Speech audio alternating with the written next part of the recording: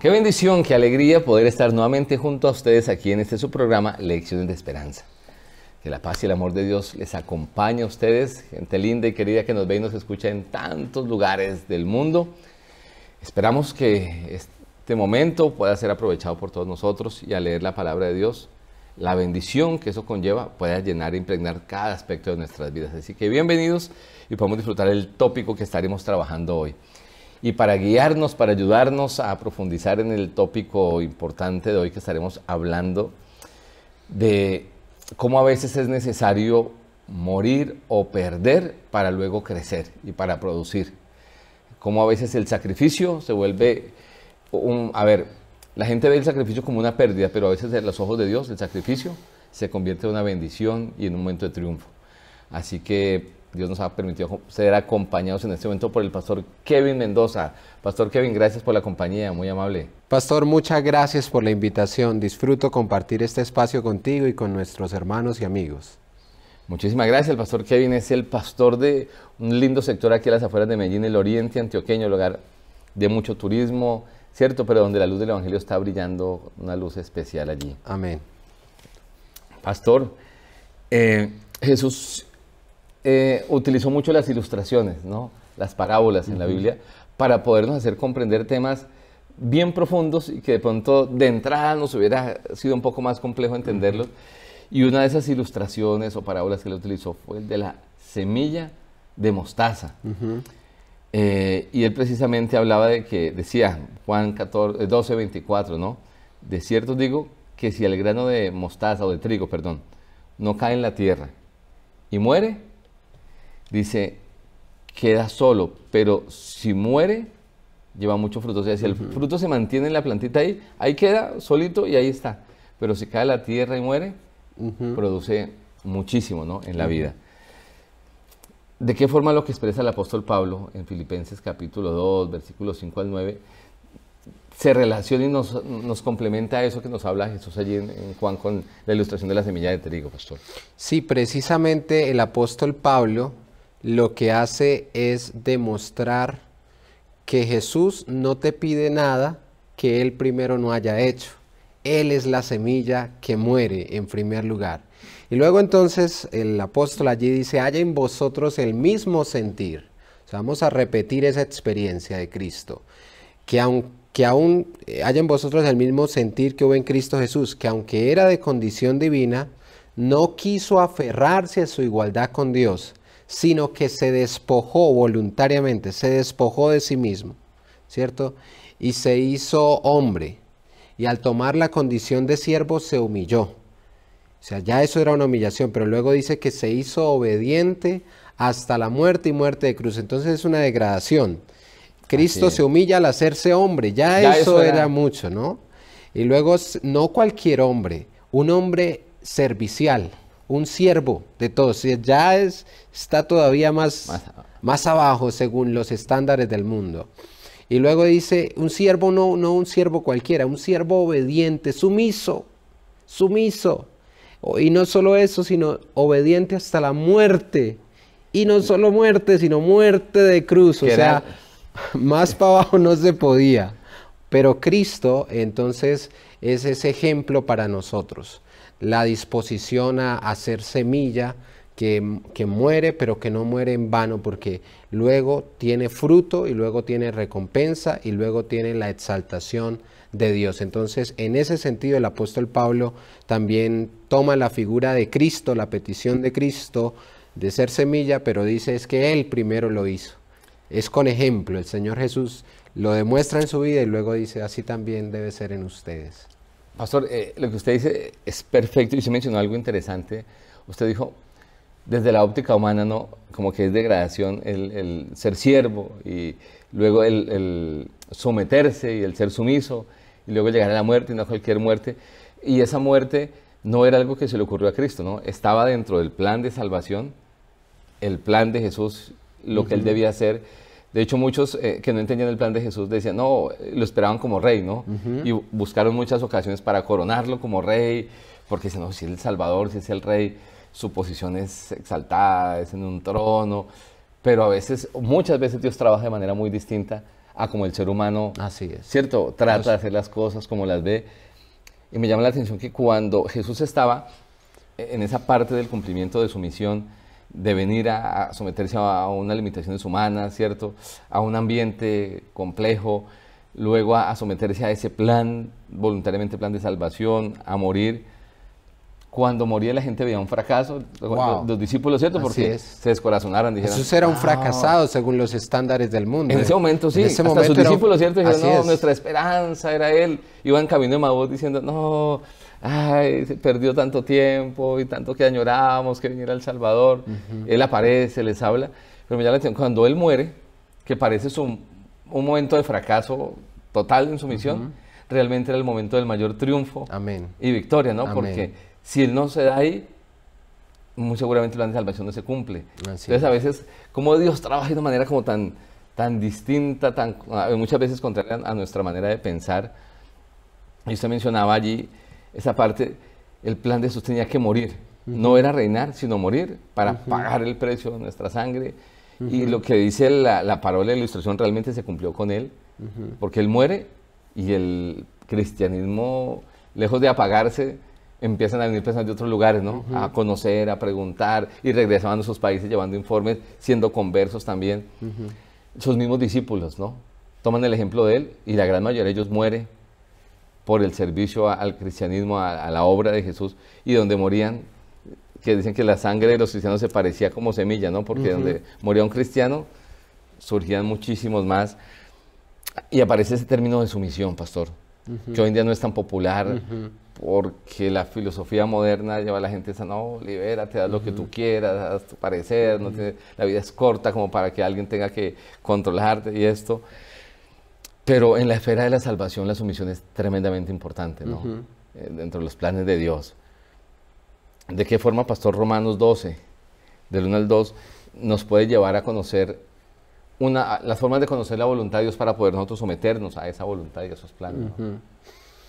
Wow, esa es una tremenda pregunta. Romanos capítulo 12 dice, os ruego por las tiernas misericordias de Dios que no os conforméis a este mundo, sino transformaos mediante la renovación espiritual para que podáis comprender cuál es la voluntad de Dios, que es buena, agradable y perfecta. Entonces aquí se trata de hacer una reconfiguración mental. Hay que reprogramar el cerebro, por usar un término de la ingeniería informática, ¿cierto? Y cambiar nuestros estándares, cambiar nuestra forma de ver la cotidianidad, de ver la vida, de valorar lo que es importante, lo que no, a través de la palabra de Dios. Cuando esa palabra de Dios está instalada en nosotros y vive en nosotros, pastor, nosotros comenzamos a apreciar otras cosas y a tener como en poco las que el mundo exalta. Entonces volvemos a que según los estándares del mundo, ¿no? Jesús parecía un fracaso. Y hoy seguir al Señor Jesús puede que en algunos momentos te lleve a vivir como un fracaso según los estándares del mundo, en algunos sentidos, digamos. Pero cuando tú estás con el Señor ya te dejan de impresionar ciertas cosas y te empiezan a impresionar otras. ¿Por qué? Porque tu mente se renovó, y cuando esa mente se renueva, la sumisión a Cristo no duele. Bueno, a veces sí, pero fluye, se da, es posible, porque ya uno cambió la manera de ver las cosas, por dar algunos ejemplos, ¿no? Ya lo importante para ti no es vivir en un lugar bonito, y vivir en un lugar bonito no es pecado, es algo excelente, pero lo más importante es que con tu presencia hagas bonita la vida de quienes te rodean. Cuando la mente de Cristo se instala en ti, ya no te importa la marca de ropa que vistes, te impresiona la marca que dejas en el corazón de quienes te rodean. Esa transformación de nuestra mente, que ya no quiere ser exitoso para mirar a los demás por encima del hombro, sino que quiere ser exitoso para ayudar a que otros sean exitosos, que quiere ser bendecido para bendecir. Una mente que entendió que la verdadera grandeza consiste en engrandecer a otros, esa mente se somete a la voluntad de nuestro Señor. Entonces aquí está la respuesta, pastor, la palabra de Dios, conocer a Dios realmente, quién es Dios, cómo es Dios, cómo vivió Cristo, qué era lo que a Jesús le llamaba la atención, le gustaba, lo impresionaba. Cuando uno empieza a conocer a Dios, entonces le resulta más natural la sumisión. Y en esa parte que Porque claro, perdón, tú te sometes a alguien, digamos, es que sumisión es como una palabra feita, ¿cierto? Pero es que depende a quién te sometas. y las razones que tengamos para Sí, hacerlo, ¿no? y Hay las gente que le razones. toca por miedo, por Si yo sé obligación. que la persona a la que yo me someto, digamos, es Dios, que me ama, que Él es bueno, es poderoso, es grande, entonces no me cuesta porque lo conozco, sé cómo es Él, me dejo guiar, me dejo instruir por Él. Entonces, la cuestión aquí, lo que hace la diferencia es a quién te sometes. No te sometes a un ser humano imperfecto, te sometes a Dios, quien todo lo sabe y todo lo puede y te ama. De hecho, pastor, mire, si notamos, el tema de la sumisión es algo que muchas veces no nos gusta hablar de eso ni utilizar ese término, pero la mayoría de las veces andamos sometidos. Por ejemplo, la gente se somete a un horario de trabajo para conseguir un recurso y está sometido a que debe llegar a esta hora, salir a esta hora y cumplir con estas tareas. Y de hecho hay gente que no gusta de su trabajo, hay gente para quienes es una bendición en el sentido de que reciben un recurso que necesitan, pero lo que realizan no les apasiona, no les gusta. Hay gente que dice, ay, no, 15 años haciendo esto. Hay otros que lo disfrutan, pero no es el caso de todas las personas. Entonces andan sometidos a, ¿cierto? Otros andan sometidos a las deudas y a razón de las deudas que tienen, se ven llevados a mentir, a hacer cosas y están sometidos. O sea, a veces no nos gusta utilizar el término, pero realmente eso de la sumisión es como más real en la vida de la mayoría de nosotros que de lo que nos imaginamos. Por ejemplo, hablaba hace un tiempo con una persona que practica un deporte y no utilizaba el término sumisión, pero daba la misma como ejemplo. Un atleta se somete a un entrenador y al dolor que implica cierto entrenamiento de madrugar fuerte, de hacer un esfuerzo donde a veces se acuestan adoloridos, pero se someten de manera voluntaria y apasionada porque creen que esa persona, con su conocimiento y con ese esfuerzo extra, les va a ayudar a formarse para poder lograr algunas metas personales, ¿no? Y están sometiendo, repito, aunque quisieran ir a un lugar, no, si él le dice que deben estar tal día entrenando de tal hora a tal hora, dejan eso y hacen esto. Pastor, sabes, es un excelente ejemplo y yo agregaría que el peor tirano que una persona puede llegar a tener es ella misma. Tú eres el peor tirano de nosotros mismos. Tú eres el peor, yo soy el peor tirano de mí mismo. Cuando yo me someto a mis pasiones no santificadas, cuando yo me someto a mi sabiduría humana, a mi propio entendimiento y soy sabio en mi propia opinión, me vuelvo en la persona más maltratadora conmigo mismo. Entonces, eso de la libertad es el momento en el que eliges a quién te vas a someter. Así es, y hay unos ejemplos que yo, tal vez ustedes que nos ven y nos escuchan, conocen de personas que, como decía el pastor Alexander, según el estándar del mundo, han dejado de ser personas exitosas, pero realmente para mí son exitosas porque andan más felices que otros que tienen muchas posesiones, un banco con una cuenta con muchos recursos. Son personas a veces sin una casa propia, sin un recurso económico, pero con una felicidad en el corazón. Y he conocido casos de hermanos de nuestra iglesia laicos que se dedican a ir a predicar la palabra de lugar en lugar donde los van invitando y les dan el alimento, les dan la posada, en algunos lugares les dan algo de gratitud y con ese algo mandan a su casa y su familia subsiste, pero uno habla con ellos y son personas tan felices, tan contentas, tan agradecidas con Dios por lo que les ha dado, emocionados de ver cómo Dios impacta la vida. Y para mí son exitosos porque están haciendo algo más valioso que ganar dinero y es permitiendo que el reino de los cielos siga creciendo, la misión de Dios se siga cumpliendo. Así que, según lo que menciona el pastor, nos sometemos casi que normalmente a nosotros mismos, a una empresa, a otras personas. ¿Por qué no mejor someternos a los planes de Dios, como lo hizo Jesús, como lo hicieron los apóstoles? Y cuando miramos que la sumisión a Dios nunca trae arrepentimiento, uno ve a todo el que se ha sometido a Dios y aunque muera, muere diciendo, alabado sea el nombre de Dios, pidiendo perdón por sus enemigos, como el caso de Esteban, el mismo Jesús y de otros más, ¿no? Entonces la sumisión a Jesús tiene esa diferencia de llenarnos de paz, de tranquilidad, de seguridad. Pastor, y tú has usado algo interesante, una expresión que me gustó, y fue una sumisión a Cristo que hace que el reino de Dios crezca. Es muy importante porque esa es la voluntad de Dios, que su reino crezca. Y la lección de esta semana nos hablaba sobre cómo conocer la voluntad de Dios, que es un tema que muy a menudo la gente se pregunta. Y es fascinante que Dios no te revela su voluntad hasta que tú estás preparado para hacerla. Entonces, ¿cuál será la voluntad de Dios? La pregunta es, ¿será que tú estás preparado? ¿Será que tú realmente quieres escuchar la voz de Dios? En muchos casos no es así, por eso Dios nos hace esperar. Pero en su momento nos llega, y Él no te da la luz de mañana, solo te da la luz de hoy. Sé fiel hoy y Él se encargará de abrir las puertas mañana. Dios está desarrollando en ti un carácter que te está preparando, y esa es la voluntad de Dios, la santificación de tu carácter, la imagen de Cristo reflejada en ti para que el reino de Dios se expanda. Entonces es un buen criterio para saber la voluntad de Dios, cómo esto ayudará a que el reino de Dios se expanda. Ese es un buen criterio que tú mencionaste. Y en eso que usted menciona, pastor, del aprender a conocer la voluntad de Dios, en Primera de Samuel, capítulo 2, versículos 12 al capítulo 3, versículo 18, encontramos precisamente la diferencia. O sea, Dios se manifiesta a todos y nos habla, y muy seguramente que tú que nos ves y nos escuchas, estás escuchando esto y Dios está hablándote, diciéndote algo muy especial que debes hacer o que debes dejar de hacer. Pero, ¿cómo al leer allí, Primera de Samuel, capítulo 2, encontramos la diferencia que hay entre los que escuchan y obedecen y los que escuchan y no obedecen? Porque el escuchar no necesariamente me lleva a recibir las bondades, ¿cierto? Y a obedecer la voz de Dios. Entonces, ¿cómo encontramos allí, pastor, en algo que sucedió presente con el profeta Elí, Samuel y sus hijos? Y alguien que no era su hijo, ¿cierto? Pero, ¿qué diferencia vemos allí, pastor?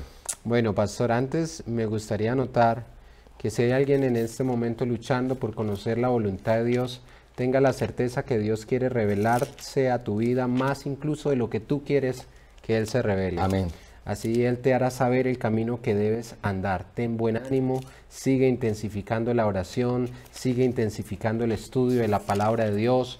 En su momento Él te hará saber por dónde debes andar, y ojalá tú tengas el valor para proceder por ese camino que Él te indica. Bueno, en el caso de los hijos de Elí hay algo muy interesante, porque ellos escuchaban a sus propias pasiones y a sus propios beneficios y a sus propios instintos. Y cuando uno escucha esas pasiones, o cuando uno tiene en mente solo cómo beneficiarse materialmente, que era lo que ellos hacían incluso con las cosas sagradas, cuando uno instrumentaliza a las personas como ellos usaban al pueblo, entonces obviamente no está oyendo a la voz de Dios, porque fuera de que ellos rechazaron lo que estaba especificado en la Torá, que debían hacer los sacerdotes. O sea, uno no puede decir, la Biblia dice esto, pero es que la voz de Dios es otra cosa. No, ahí estaba escrito lo que ellos debían hacer y no lo hicieron. Pero fuera de todo miramos unos principios allí también, y es la búsqueda de placer. Ellos escuchaban aquel placer, lo que me dé placer instantáneo, gratificación, lo que me dé beneficio y lo que me dé ganancia. Y yo voy a pasar por encima de los que sea para usar eso. Y aunque su papá no les decía, hijo, eso no está bien, la gente le decía, ellos como que no procedieron. Le faltó, dice Elena White, que le faltó también valor al firmeza. papá para proceder en disciplina, ¿no? Pero bueno, luego tenemos a unas personas que escuchan sus pasiones y sus deseos de ganancia, pero luego encontramos a alguien que escucha el quieto llamado del servicio a Dios y hace algo, y no se queda solo escuchando, trata de responder, trata de preguntar. ¿Qué está acá? Él se levanta, Samuelito se levanta a buscar a él y me llamas, o sea, no sé que vaya a estar de la noche, no, voy mañana, y no, yo quiero quedarme aquí en la cama. No, él reprendió a Sabanás, se quitó las sábanas, y buscó la voz de Dios, Y para hacer una ilustración, quisiera decir que hoy la voz de Dios sigue sonando cuando nosotros nos quitamos las sábanas y buscamos atender y sintonizar la presencia y la palabra del Señor. Salir de la comodidad, ¿cierto? De nuestros gustos, como menciona Sí, usted. es que hay que sacrificarlo, pastor. Por eso esa es la semilla que muere. El Dios de este siglo, me parece a mí, es la comodidad. Y bueno, cada uno tiene una forma en que se le manifieste, pero el Señor nos llama a vencer y a través de eso glorificar su nombre. Y pastor, en un mundo en el que estamos, donde la aceptación, donde todo el mundo busca la aceptación y que le aplaudan, ¿cierto? El aplauso, no es muy común que la gente esté dispuesta a escuchar un llamado de atención, ¿no? Cuando nos hace un llamado de atención tendemos a marginar a esa persona, a hacerla a un lado y solamente seguir hablando con quienes nos aplauden, nos dicen, wow, lo que haces estás bien. Y si estos chicos hubieran aprendido a escuchar a esas personas que le decían, oye, mira, muy seguramente su final hubiera sido distinto. Eso es un llamado para mí y tal vez para usted que nos ve y nos escucha. A veces hay que agradecer a Dios por esas personas que alrededor nuestro nos hacen un llamado de atención y nos dicen, mira, ten cuidado con esto, mira, estoy orando por ti porque esto que estás diciendo no creo que esté bien. Porque no tomar eso no como algo personal o como alguien que no me quiere, sino, hey, ¿será que lo que me están diciendo es cierto? Revisemos. Si revisamos nuestra vida y tal vez no aplica, ok, pero ¿qué tal que revisemos si tengan razón y si hacemos un cambio, lo más beneficiosos vamos a ser nosotros, ¿no? Entonces, poder aprender de eso. Y sobre eso, Pastor, primera de Samuel, capítulo 13, precisamente, se nos habla allí de un peligro de caer en la autosuficiencia. ¿Qué advertencia podemos encontrar de lo que sucede allí, lo que sucedió con Saúl, ¿no? Dios lo llama como rey, lo empieza a bendecir y él empieza a creer ahora que todo se debe a su capacidad, a sus habilidades. Y entonces comete allí un error grave que lo lleva a ser depuesto, ¿no? Como ese instrumento de parte de Dios. Sí, pastor, mira, una de las cosas es que este rey Saúl empieza a confiar en su propio criterio y a confiar en su propia fuerza, ¿no? Así es. Yo me esforcé siempre en primera persona, yo soy el centro, ¿no? Y hay algo más, incluso empieza a acusar al profeta. Es que usted estaba llegando tarde, hermano, usted y el pueblo, se demoraba, y el los pueblo demás. y tales. Entonces, ahí hay una característica, uno no, del orgullo, ¿no? Y de la autosuficiencia, y tenemos que prevenirnos contra eso, ¿no?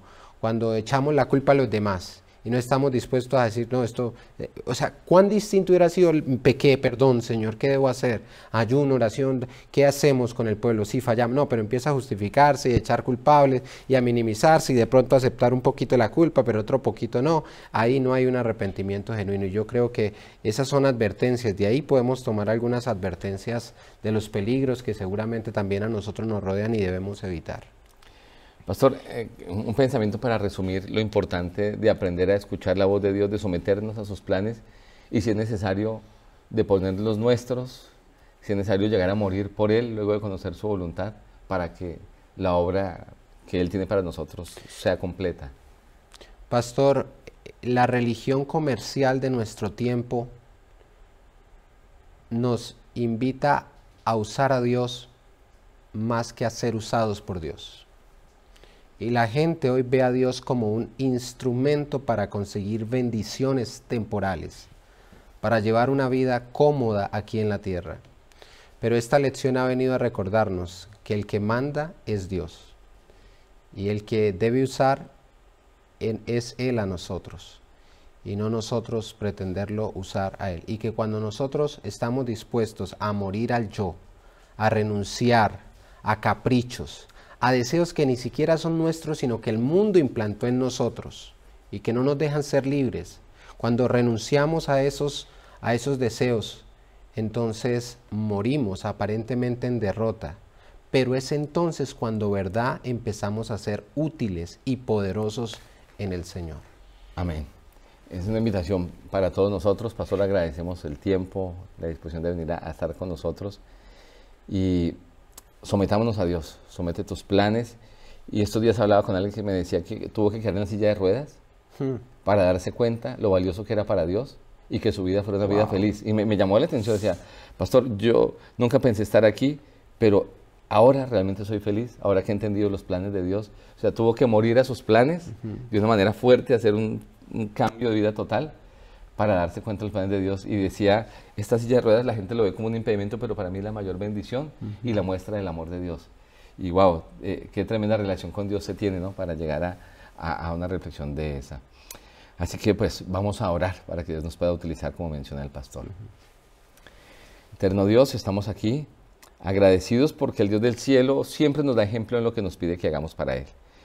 Y a veces, Señor, es necesario de poner nuestros planes, que nuestro yo, Señor, sea puesto a un lado, morir a nuestros planes para que los planes de Dios puedan surgir.